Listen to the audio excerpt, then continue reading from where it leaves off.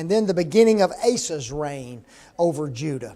Okay, and the reason I always put over whatever kingdom it is, because the kingdoms can be different. Okay, and remember, have we already had an Abijam that we've talked about before? Yeah, but he wasn't a king, was he?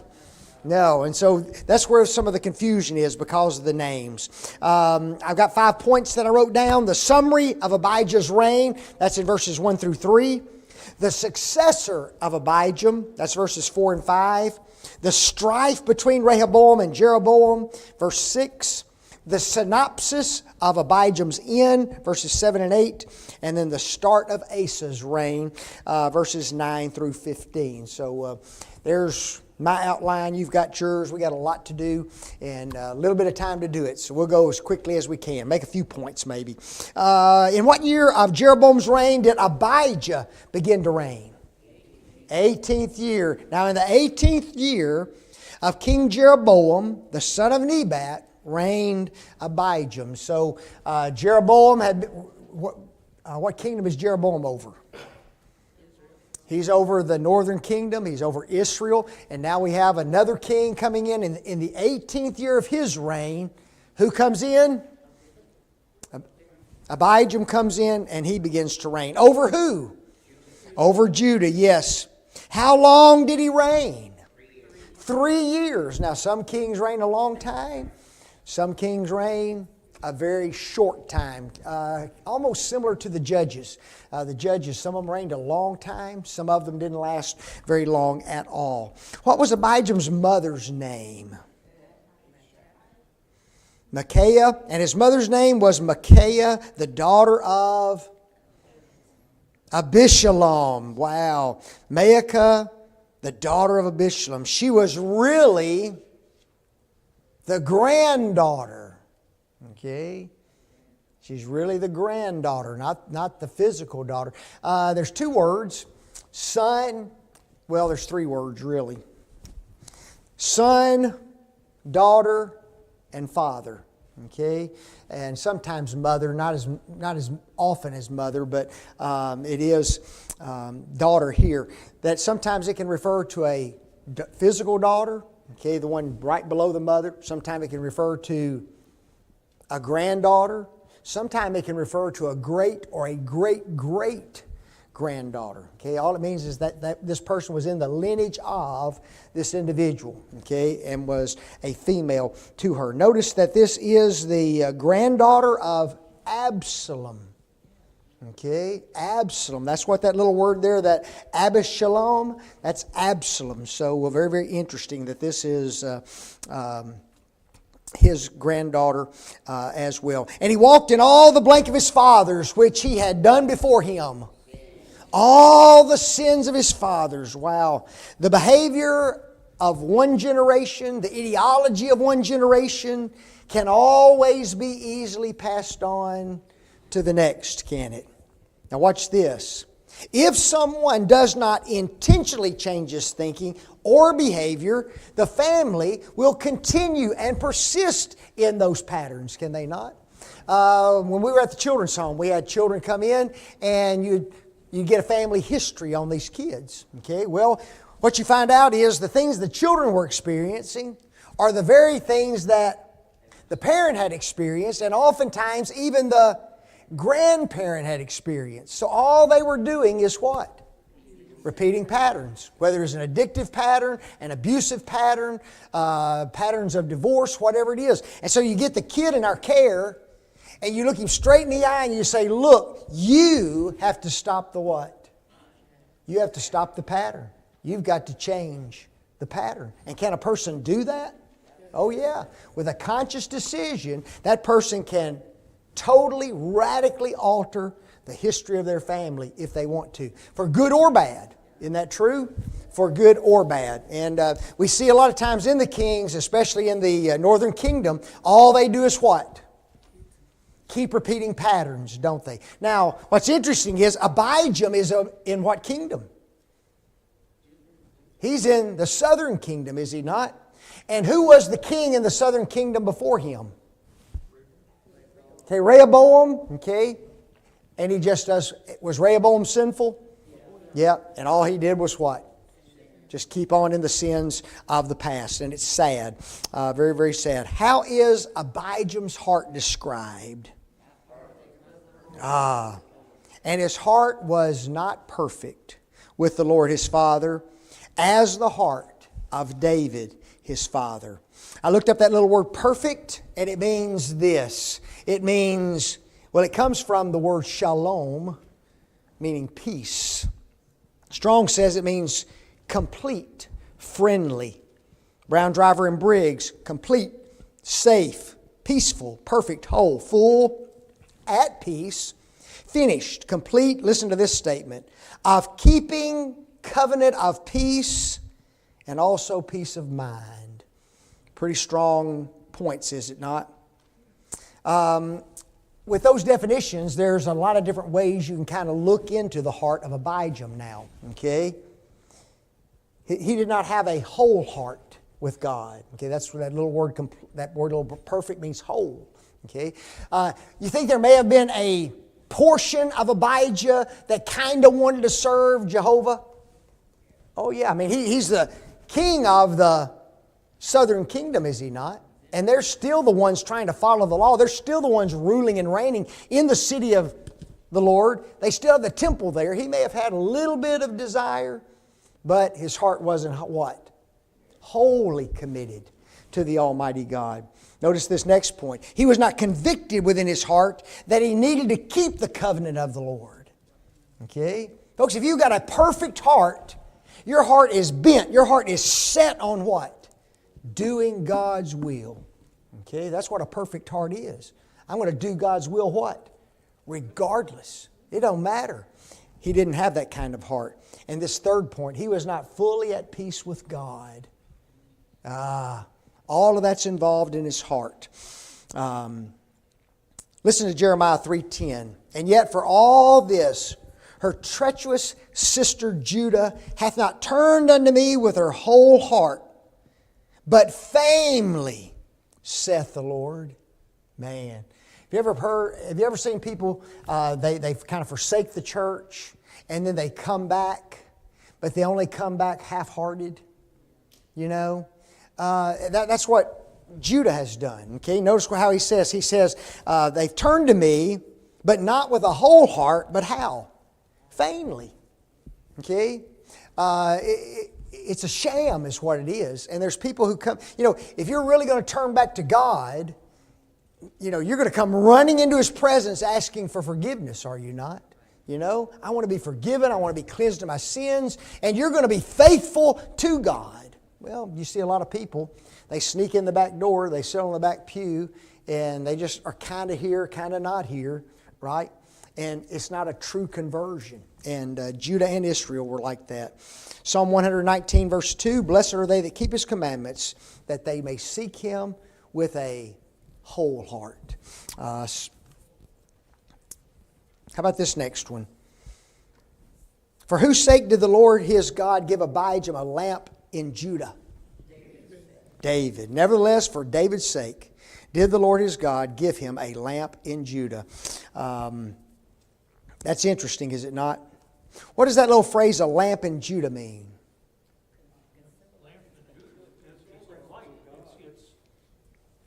But what does it mean? There's still a spark left in Judah. That there's still something there to look at. God still wanted to keep His promise with David. The text says He gave Abijam a lamp in Judah. Glenn? That is a son to succeed him. Yeah, it even goes, the very next statement in the verse tells you exactly what he's talking about. He says, to set up his son after him and to establish Jerusalem. Okay?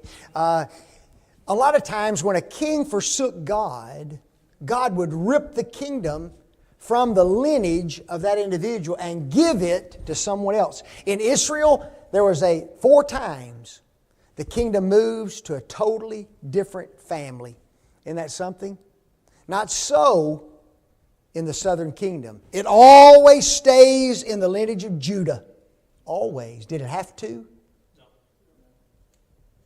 Oh yeah. It had to.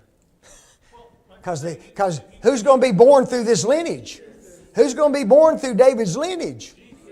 The Christ. Okay, you better stay in that. You better stay in that Davidic lineage, or the prophecies of Scripture mean nothing, right? And so, because of David, he continues to put up with and to give opportunity after opportunity after opportunity for Judah to remain faithful to God. Saul wasn't Judah. Saul, what tribe is he from? He is from Benjamin. Yeah, Benjamin. But see, that was who wanted that king? See, that was the people's king. God gave it to them. That was the people's king, right? And then finally, God says, I'm going to get me a man that's different than that. Okay, very, very interesting. God's faithfulness to David because of his heart caused him to keep the lineage intact. Okay. And that leads to question number 9. God set up Abijah's son after him and established Jerusalem. True or false? True. Okay. Asa, the son of Abijah, would rule after him. Okay. True or false? David did that which was right in the eyes of the Lord. That's kind of a trick question, is it not? That's almost a trick question. If you read the whole verse, you'd say what? Well, sort of, kind of, but not really. Okay, it's true, because David did that which was right in the eyes of the Lord, and turned not aside from anything that He commanded him all the days of his life. Folks, that is the Holy Spirit's description of David, not mine.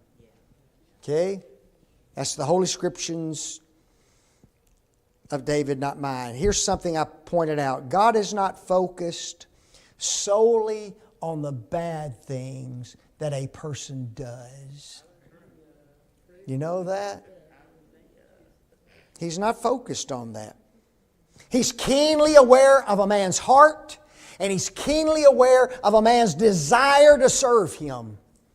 David did horrible things. If David had been a member of the church today, he would have been excommunicated. He'd been out of here.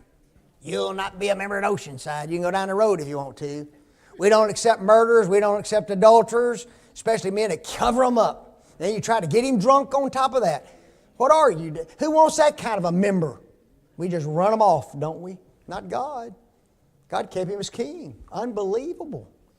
Kept him as king. You see, and then commended him for being what? A man after my own heart. A man who fully kept the commandments of God. Yeah, David messed up. See, God has a totally different focus than we do, doesn't He? He sees beyond just that exterior, beyond a couple of bad things that we do. He really digs deep into the heart of a man. David had a good heart, folks. A good heart. Jeannie? Oh, absolutely. Finally he did. After he was convicted, was he not? Man. Sometimes I just wrote this note. We often let one or two sins that a person commits change our perspective of that individual for the rest of his or her life, don't we? You know? Just amazing to me. Dutch? The other thing is, we look for the faults in others in order to make us look better to ourselves. Yep. Sometimes we do that, don't we? You know? What was the only matter wherein David turned aside from the commandments of the Lord?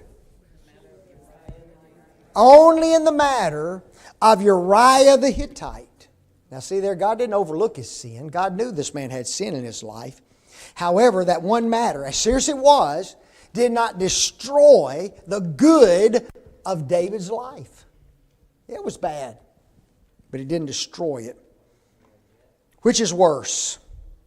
One horrible sin or a bunch of little sins committed over a long period of time?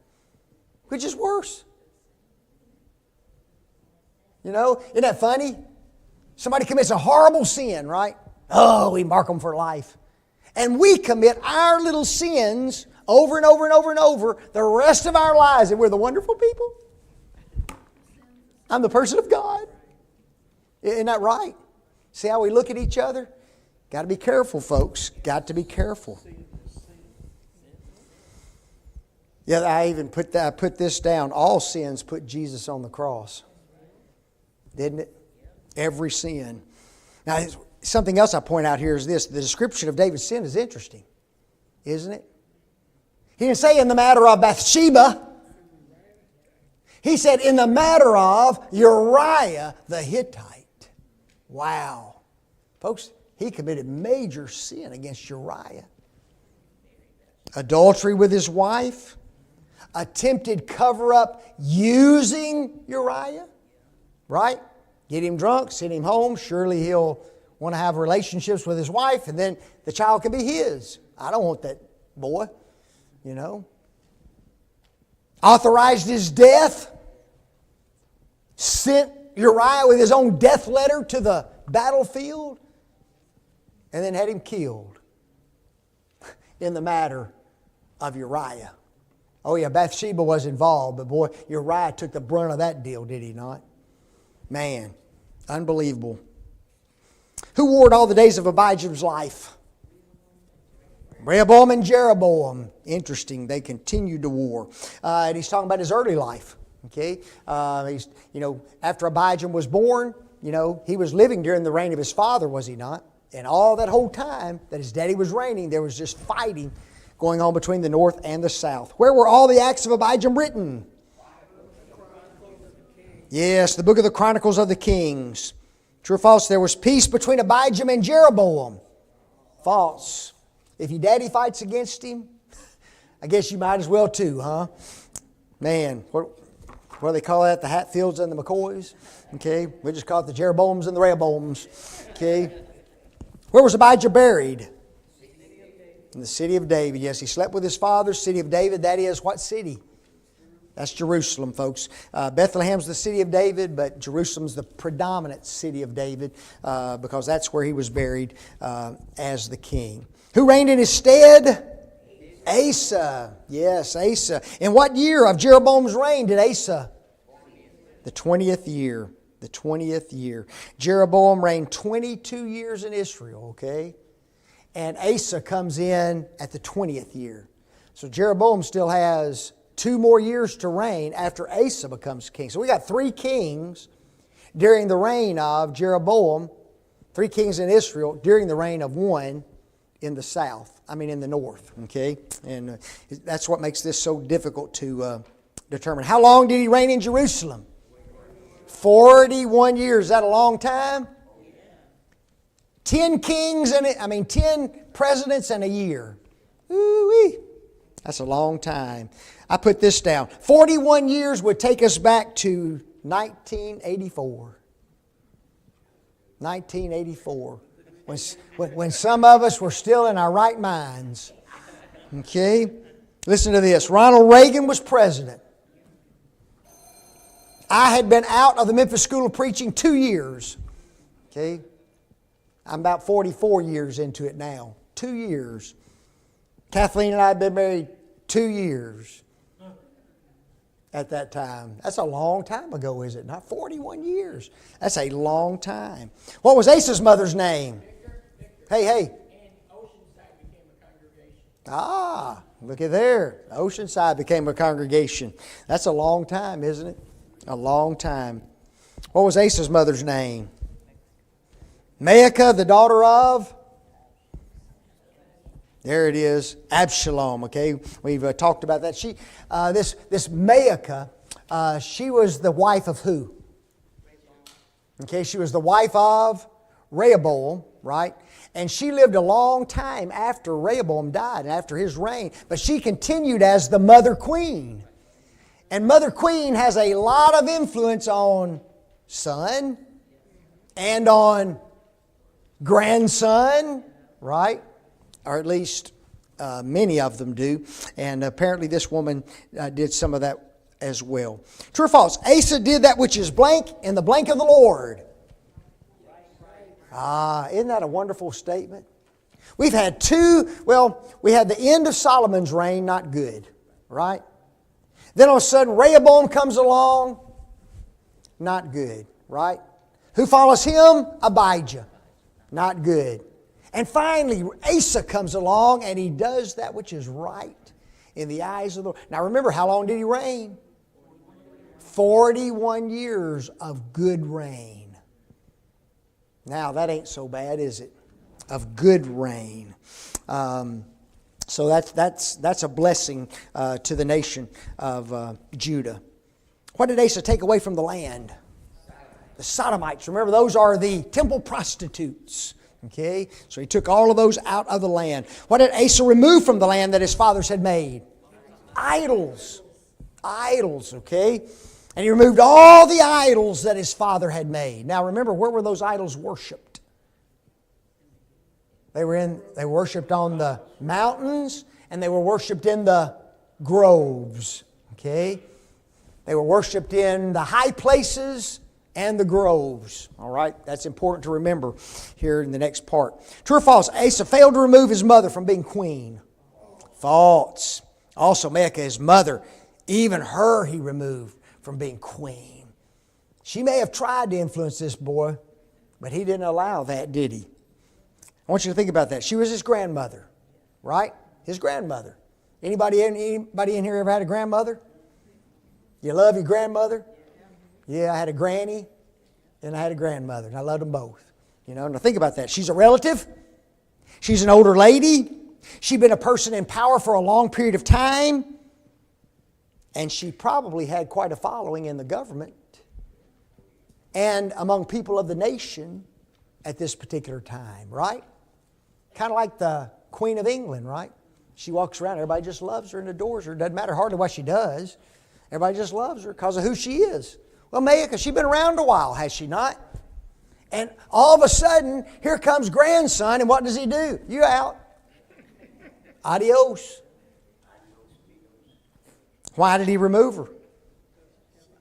Yes, because she had made an idol in the grove. Wow. She was part of she was not part of the solution to Judah's evil. She was a part of the problem, was she not? What did Asa do to his mother's idol?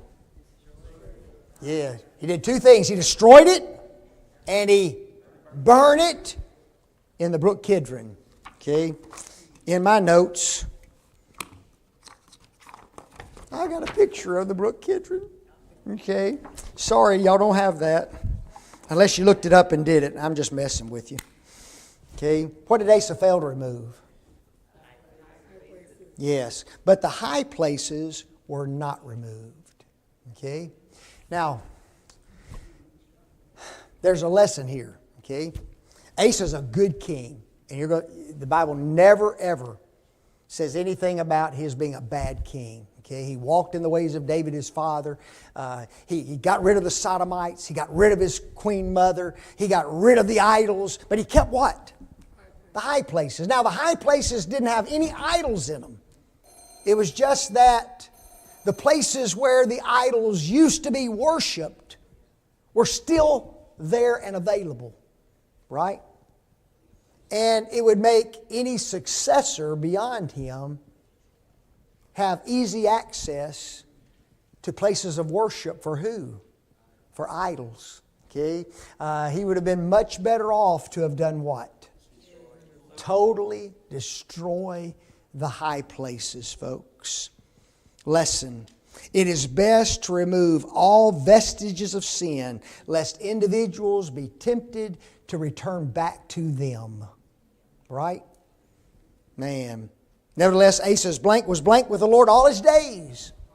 His heart was perfect all his days. He restored the law completely. He restored the worship of Jehovah only in Israel. He was a good king. What three things did Asa and his father dedicate which were brought into the house of the Lord by Asa? Silver, gold, and vessels. I'm always tickled about these vessels. Are these people consumed with vessels? You know, you read about in Esther's day, Ahasuerus, vessels, right? And this guy's got vessels, and this guy's got vessels. You want to know why? They didn't have Stanley cups. That's why. Okay? They didn't have Stanley cups. You know, today we got what? Stanley cups, don't we? Go to my daughter's house, open my granddaughter's drawers there, and guess what? Stanley cups. You know, all kinds of cups.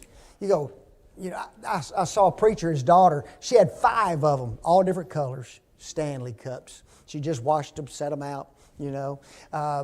We're almost as consumed about that. Now, maybe I should, to get more personal, what about your coffee cups? You guys got a few of those, you know? Oh, yeah? Yes, and here you are making fun of vessels. Okay, don't you make fun of these guys with vessels. You got 50 coffee cups at home, don't you? You know, and but let me tell you something. Their vessels are a little different. Well, I may not should say that. Stanley cups are expensive. You ever gone to buy one? You know, my granddaughter put one on her list, and I forget what it was, $50, $60. I thought, dude, this is all you getting for Christmas. Okay, and it may not even come with a top. But they were. He was honoring God, was he not? By placing very valuable things back into the house of God. Remember, things had been taken out by Shishak in the last example. And he was putting back some of the gold and things. None of the shields, but just silver, gold, and these vessels he put back. Questions, comments? We even answered every question. Can you believe it? All righty. Thank you very much.